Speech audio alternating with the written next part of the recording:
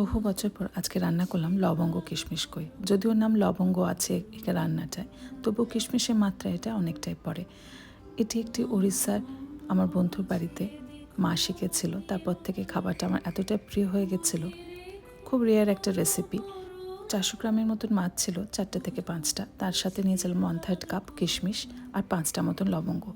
এটাই একটা পেস্ট বানিয়ে নিতে হবে, এটাই মশলার, এটাই আসল স্বাদ।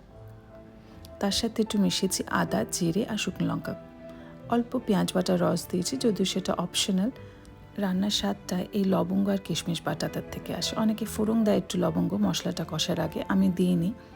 আমি তারপরে মশলাটা কষিয়ে মাছগুলো ছেড়ে, ভাজা মাছগুলো শ্যালো ফ্রাই করেছিলাম, মাছগুলো দিয়ে ঢাকা দিয়েছিলাম। বেশিক্ষণ লাগে না কষাতে, তাহলে তিতা হয়ে যাবে।